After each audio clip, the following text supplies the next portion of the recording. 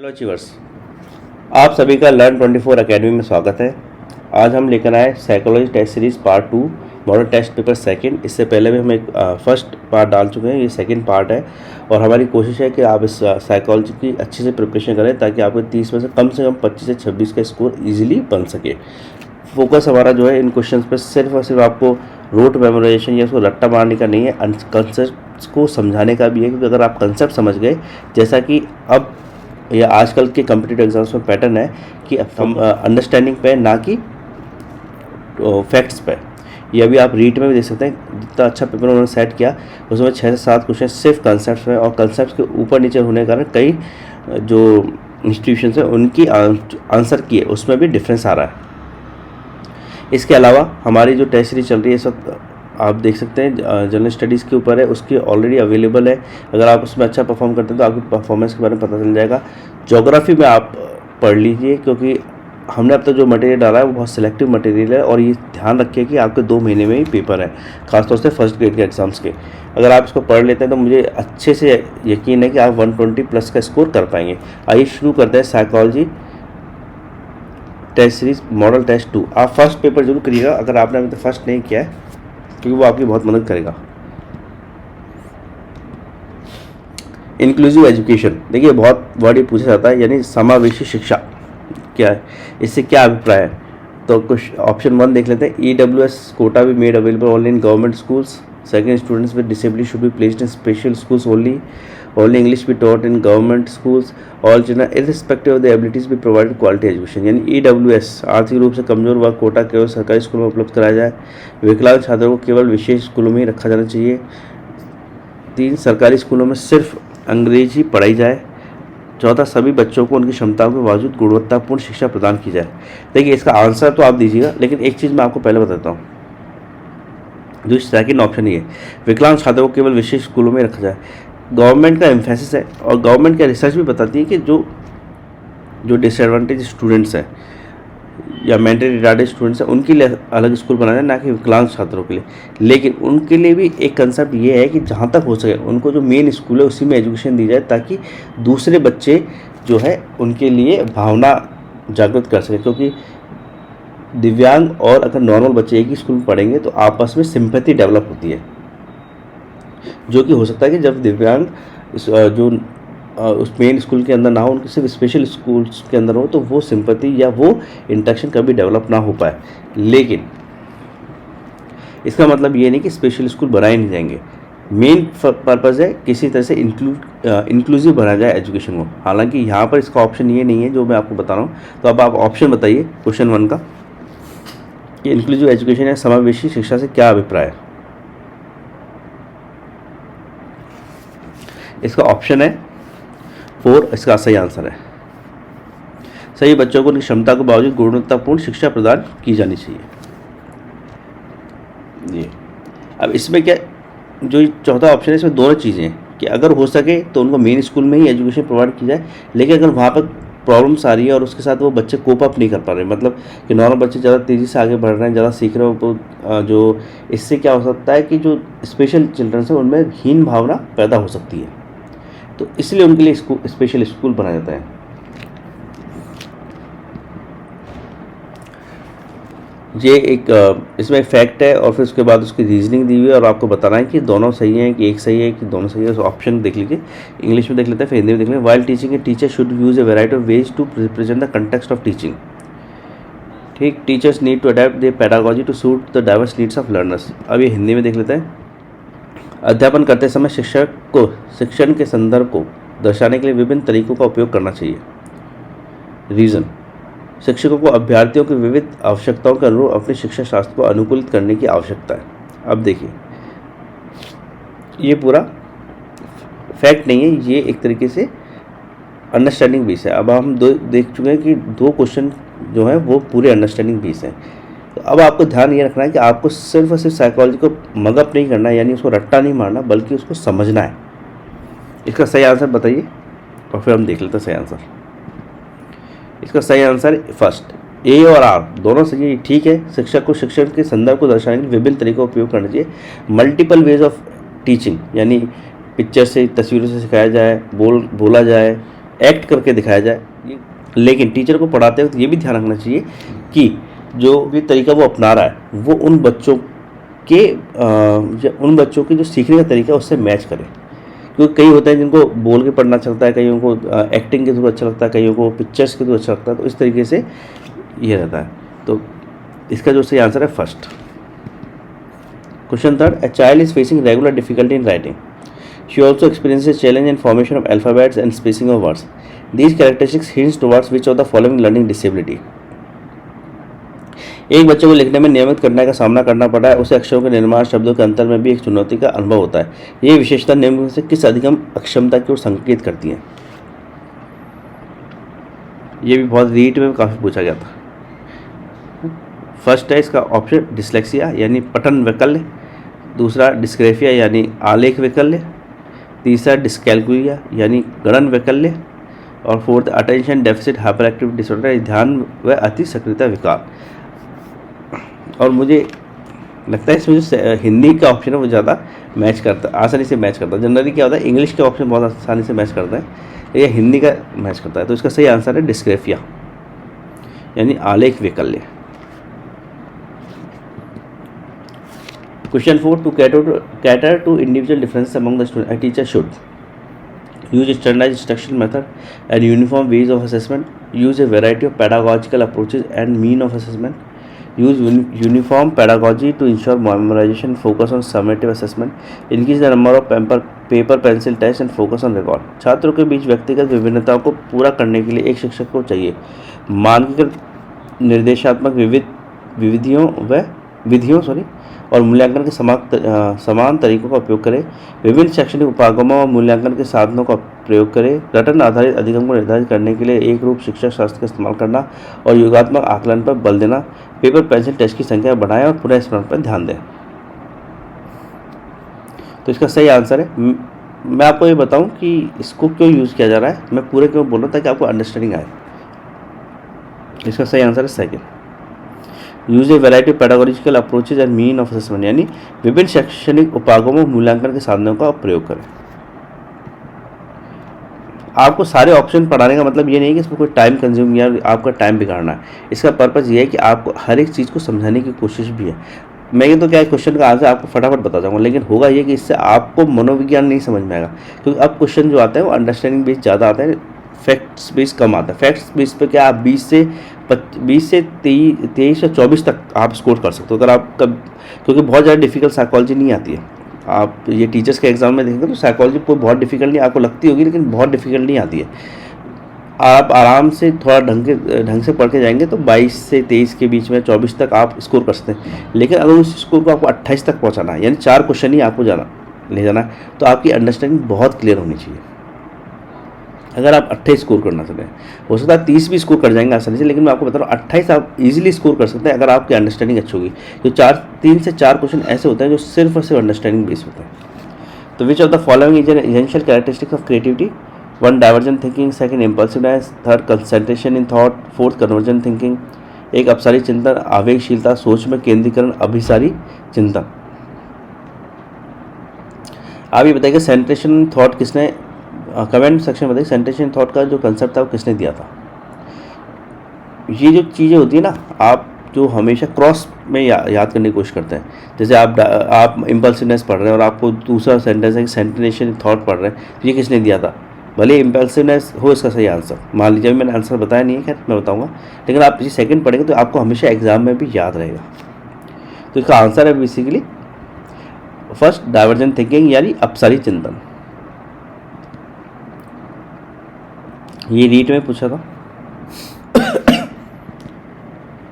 Question 6, young children construct knowledge and make meaning through.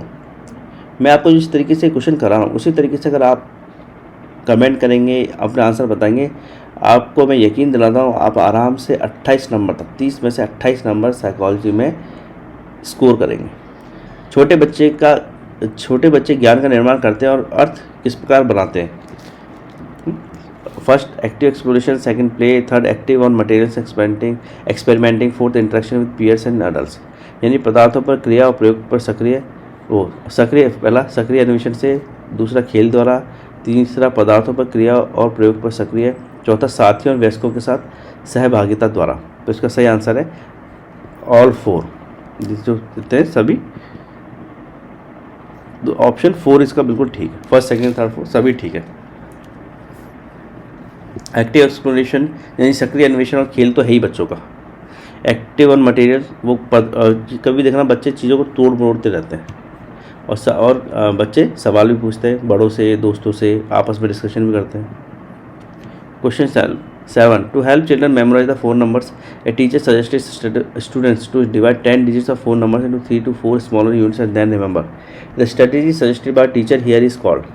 बच्चों को 4 number याद रखने में मदद करने के लिए एक शिक्षक ने छात्रों को 10 अंकों को 3 से 4 छोटी इकाइयों में विभाजित करने का सुझाव दिया और फिर याद करने के लिए कहा। शिक्षक द्वारा सुझाई गई रणनीति को कहा जाता है। ऑप्शन है chunking, second encoding, third assimilation, adaptation. Hindi में खंडीकरण, कूटलेखन, स्वागीकरण, अनुकूलन। आप ये मुझे बताइएगा असिमिलेशन कौन सी, असिमिलेशन में क्या होता है? भले आंसर कुछ भी हो, लेकिन आप मुझे ये जरूर बताइए असिमिलेशन इनकोडिंग और असिमिलेशन ये दोनों बहुत इंपॉर्टेंट है। इनके क्या फ़ायदे हैं और ये किसने दिए थे कंसेप्ट? इसका जो सही आंसर है वो है फर्स्ट, खंडीकरण यानी chunking. Question 8, which of the following form of learning should be emphasised most in schools? पहला, acquiring different skills and knowledge through interaction with surroundings. Second, rote memorising the content. Third, passive imitation of others. Fourth, conditioning of behaviours through stimulus response association. निम्न में से किस प्रकार के अधिगम पर विद्यालयों में सर्वाधिक बल दिया जाना चाहिए? नहीं, क्वेश्चन क्या, किस तरह के अधिगम पर विद्यालयों में सर्वाधिक बल दिया जाना चाहिए? परिवेश से सहभागिता द्वारा कौशल और ज्ञान का अर्जन। सेकंड, विषय वस्तु को रटना। तीसरा, दूसरों को निष्क्रिय नकल करना। चौथा, उद्दीपन अनुक्रिया संबंधों द्वारा व्यवहार का अनुबंधन। देखिए इसमें फर्स्ट और फोर्थ बहुत अप्रोप्रिएट आंसर है, लेकिन जो इसका आंसर है मेन फर्स्ट है, परिवेश से सहभागिता द्वारा कौशलों और ज्ञान का अर्जन। Acquiring different skills and knowledge through interaction with surroundings, उसका आंसर है first. Question 9, which of the following set exemplify social constructivist approach to facilitate reading among students? Salma uses flashcards to help students learn new words and rewards them with candy for correct responses. Pramati has her students choose from a variety of books to read. Those students who read a particular book are made to discuss the book on a regular basis. Arundhati emphasizes the importance of using contextual material to help determine the meaning of new words. Rekha has her students write each word they miss on spelling test 5 times to help them remember the words. निम्न से कौन सा युग सामाजिक संरचनात्मक उपागम के अनुसार छात्रों को पढ़ने को सुसाध्य करता है, जो पढ़ाई को है वो इसको इजी बनाता है? कौन सा है? पहला, सलमा नए विद्यार्थियों को सिखाने के लिए फ्लैश कार्ड का उपयोग करती है और उन्हें कैंडी के साथ पुरस्कृत करती है। सेकंड, परमति अपने छात्रों को पढ़ने के लिए विभिन्न प्रकार की पुस्तकें देती है। वे छात्र एक विशेष पुस्तक पढ़ते हैं और उन्हें पुस्तक पर चर्चा करने के लिए कहती है। तीसरा, अरुंधति नए शब्दों का अर्थ समझने के लिए संदर्भ संबंधित संकेतों के इस्तेमाल पर बल देती है। और फोर्थ, रेखा ने अपने छात्रों को उन शब्दों को 5 बार लिखने के लिए कहती है जो वर्तनी परीक्षा में गलत करते हैं। अब देखिए, आप इसमें कोई ज़रूरी नहीं कि आपको ये पता हो कि सही क्या है, लेकिन अगर आपको ये पता है कौन सा नहीं है तो आप ही कर लेंगे। इसका सही आंसर है थर्ड, सेकेंड एंड थर्ड। परमति अपने छात्रों को पढ़ने के लिए विभिन्न पुस्तकें देती है। छात्र एक विशेष पुस्तक पढ़ते हैं, उन्हें पुस्तक पर चर्चा करने के लिए कहती है। सामाजिक संरचना उपागम, सामाजिक में क्या है? सोसाइटी, दूसरों के साथ इंटरेक्शन, इसलिए ये पुस्तक पढ़ने का कंसेप्ट आया है। और क्रिएटिविटी तो है ही। फिर थर्ड में अरुंधति नए शब्दों का अर्थ समझने के लिए संदर्भ संबंधित संकेतों के इस्तेमाल पर बल देती है। As a teacher how can you facilitate problem solving abilities in your student? जब आप टीचर बन जाएंगे, मान लीजिए आप फर्स्ट ग्रेड टीचर बन रहे हैं, आपको पढ़ाया इसलिए जा रहा है कि ताकि आप इन चीज़ों को इस्तेमाल करें स्कूल में। तो अगर आप फर्स्ट ग्रेड टीचर बन गए तो आप किस तरीके से बच्चों को पढ़ाई पर ध्यान देंगे और उनको पढ़ाएंगे। एक शिक्षक के रूप में आप अपने विद्यार्थी की समस्या समाधान क्षमताओं को कैसे सुगम बना सकते हैं, ये आप अपने ऊपर ही लीजिए। एक तो generating fears among your students, second encouraging a fixed way of solving problem, third encouraging use of analysis, fourth emphasizing on use of passive memorization strategy. अपने छात्रों में भय पैदा करना, समस्या के हल करने का एक निश्चित तरीका प्रोत्साहित करना, समरूपक के उपयोग को प्रोत्साहित करना, चौथा निष्क्रिय रिटर्न पद्धतियों के उपयोग पर जोर देकर। इसका जो सही आंसर है वो थर्ड है, इंकरेजिंग यूज ऑफ एनालिसिस यानी समरूपक के उपयोग को प्रोत्साहित करना।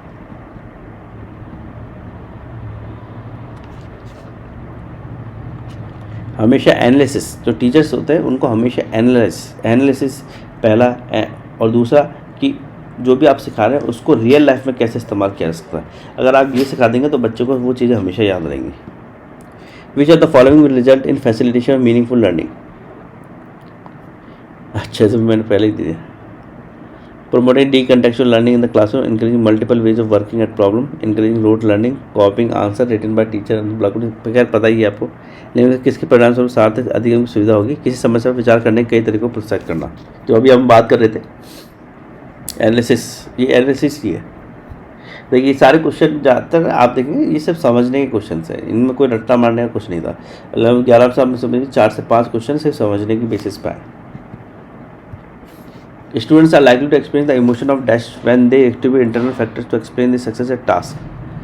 छात्रों को डैश की भावना का अनुभव होने की संभावना है जब वे किसी कार्य में उनकी सफलता की व्याख्या करने के लिए आंतरिक कार्य को श्रेय देते हैं।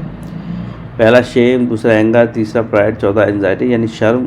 और शर्म का अनुभव करेंगे, क्रोध का अनुभव करेंगे, गर्व का अनुभव करेंगे, चिंता का अनुभव करेंगे। बताइए किस चीज़ का अनुभव करेंगे। जाहिर से पता है, आप कहेंगे कि आपका किसी चीज़ में मन लग रहा है, आपको काम इसलिए करना था कि आपको अच्छा लग रहा है, तो आप हमेशा गर्व का अनुभव करेंगे। Eight primary level of education use a multi sensory approach should be encourage because शिक्षा के प्राथमिक स्तर पर बहुसंवेदी दृष्टिकोण के प्रयोग को प्रोत्साहित किया जाना चाहिए, क्योंकि यह अधिगम को अधिक प्रभावी बनाता है। यह कुछ बच्चों को शिक्षा से बाहर करने का अवसर देता है। यह शिक्षक के निर्देश समय की बहुत बचत करता है। यह बच्चों को आज्ञापरायणता पैदा करता है। देखिए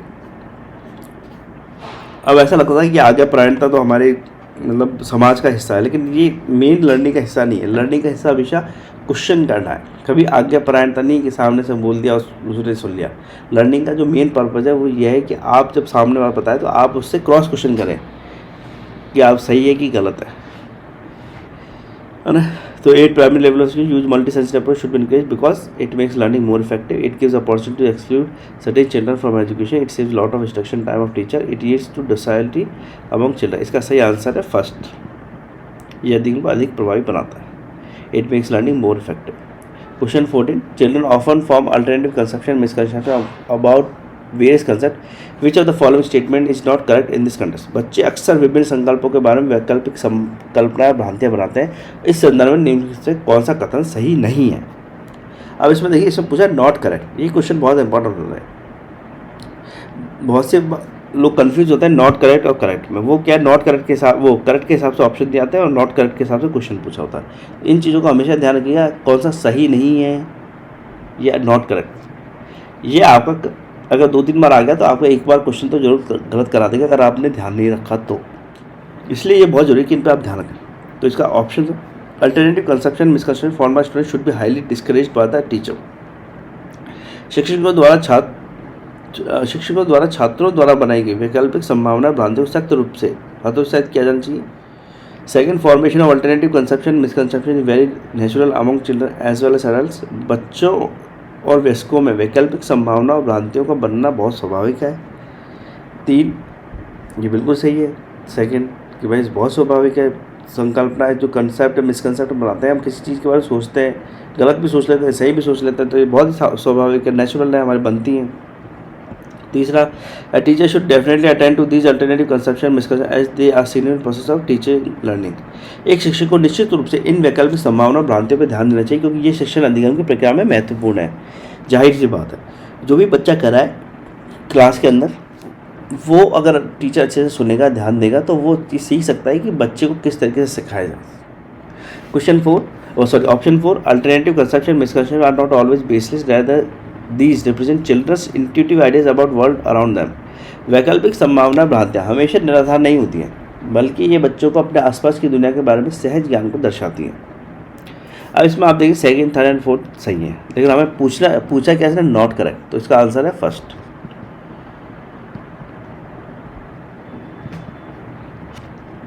विच view of learning explain the tangible incentives and rewards motivate students for learning. निम्न में से अधिगम का कौन सा परिप्रेक्ष्य यह कहता है कि ठोस प्रलोभनों एवं पुरस्कारों द्वारा विद्यार्थियों को सिखाने के लिए अभिप्रेरित किया जा सकता है। पहला ह्यूमनिस्टिक, सेकंड बिहेवियरल, तीसरा कॉग्निटिव, चौथा सोशो कल्चर यानी पहला मानवतावादी, दूसरा व्यवहारिक, 3 संज्ञानात्मक, चौथा सामाजिक।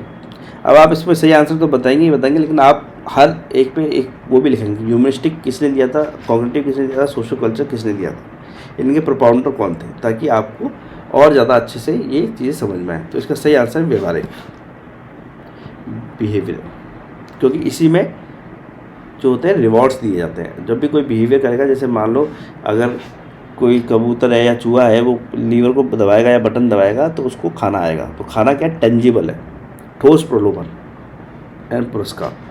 तो यह है व्यवहारिक आंसर। मतलब सेकंड पेपर कंप्लीट होता है, बट आप ध्यान दीजिएगा कि आपको सारे जो हम टेस्ट डाल रहे हैं वो करने, अगर आप उसको करने में कामयाब होते हैं तो मैं आपको यकीन दिलाता हूँ 120 से ऊपर आपका स्कोर आएगा।